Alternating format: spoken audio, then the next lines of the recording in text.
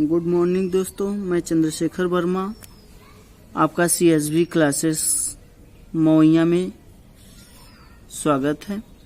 मैं model paper बनाया हूं 2023 का कक्षा 10 विज्ञान, जिसमें खंड क की बात किया जाए तो खंड क है रसायन विज्ञान। खंड क से रसायन विज्ञान से क्या क्या क्वेश्चन पूछ सकता है, क्या क्या पूछने की संभावनाएं हैं, इसको मॉडल पेपर 2023 में मैं लेकर के आया हूं। अच्छा लगेगा तो दोस्तों एक बार जरूर लाइक सब्सक्राइब शेयर करिएगा।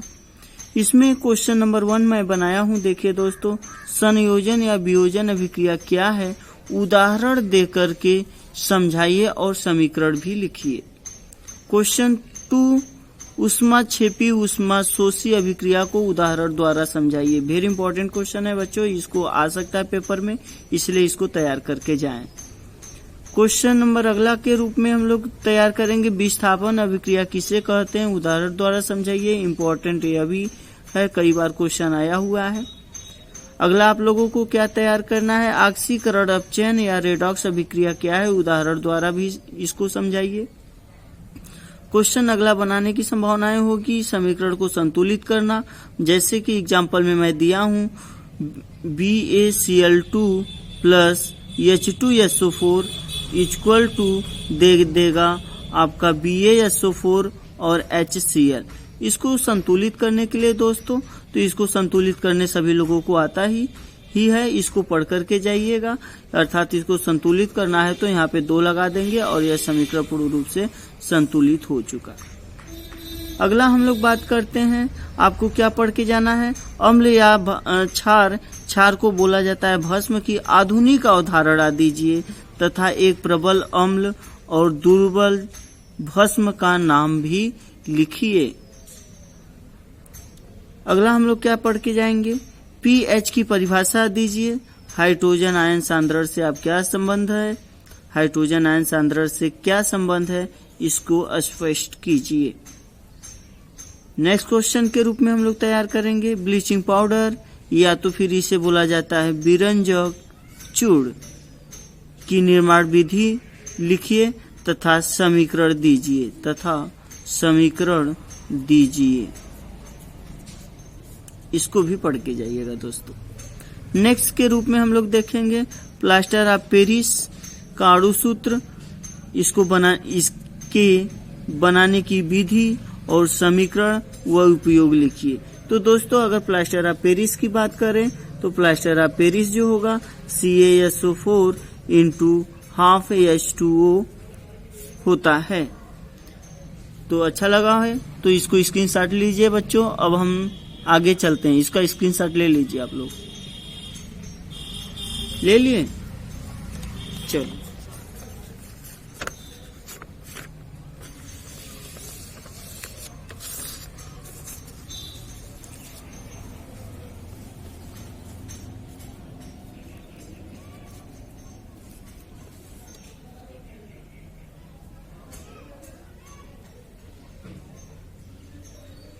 चलिए आगे की हम लोग बात कर लेते हैं। आगे केमिस्ट्री में क्या पूछ सकता है, उसके आगे आप लोग क्या पढ़ के जाइएगा, बेकिंग सोडा बनाने की विधि एवं रासायनिक समीकरण लिखिए। इम्पोर्टेंट यह भी है, यह भी कई बार क्वेश्चन आया हुआ है। और क्या पढ़िएगा, खनिज तथा अयस्क में अंतर। मिश्र धातु क्या है, कांसा और पीतल का मिश्र धातु बताइए। कांसा किसका बना होता है, कॉपर और जिंक का बना होता है। कॉपर और टीन का बना होता है। कॉपर इसमें 88% होगा, टीन 12% होगा। पीतल की यदि बात किया जाए दोस्तों, तो पीतल जो है, पीतल में 70% कॉपर होगा और 30% जिंक होता है। इस प्रकार से इसको पढ़ के आप लोग जाइएगा, पेपर में भी यह देखने को मिल सकता है। अगला क्वेश्चन के रूप में हम लोग देखेंगे, धातु अधातु में अंतर लिखिए। सजाती श्रेणी की परिभाषा लिखकर उदाहरण द्वारा समझाइए। सजाती श्रेणी बेटा किसे कहेंगे, तो जिसमें CH2 का अंतर होता है वही सजाती श्रेणी होती है। क्रियात्मक समूह क्या है, किन्हीं 4 क्रियात्मक समूह का नाम लिखिए। तो बेटा क्रियात्मक समूह जो है, किसी भी क्रियात्मक समूह क्या होगा, तो क्रियात्मक समूह किसी यौगिक में उपस्थित हो जाने से उसका गुण पूर्ण रूप से बदल जाता है, वही क्रियात्मक समूह होगा।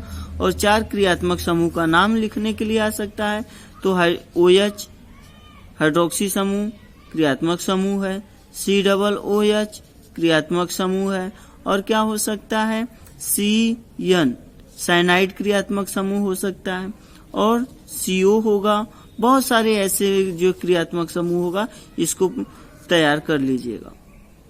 नेक्स्ट की बात करें, साबुनीकरण क्या है, रासायनिक समीकरण लिखिए। तो इम्पोर्टेंट है यह साबुनीकरण, पेपर में आपको देखने को मिल सकता है, इसलिए बेटा इसको तैयार कर ले। IUPAC नाम लिखिए।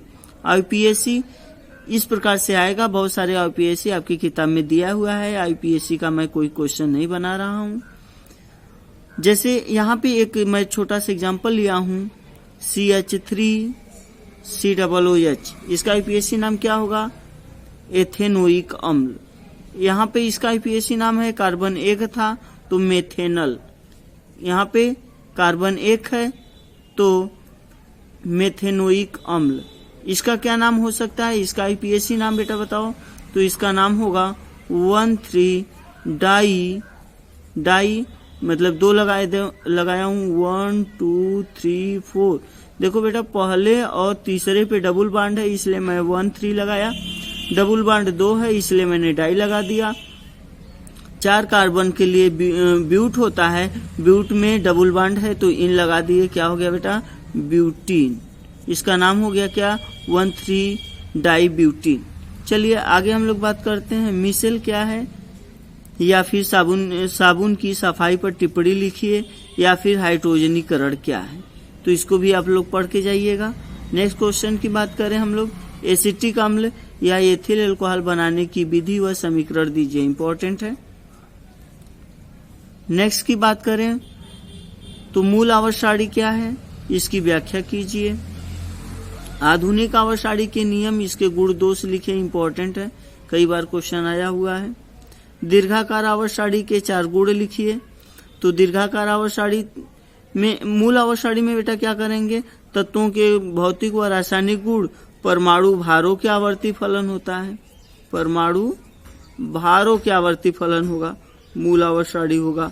जब परमाणु क्रमांकों की बात कर लेंगे हम लोग, परमाणु क्रमांकों के आवर्ती फलन होगा, तब यहाँ पर आधुनिक आवर्त सारणी होगी।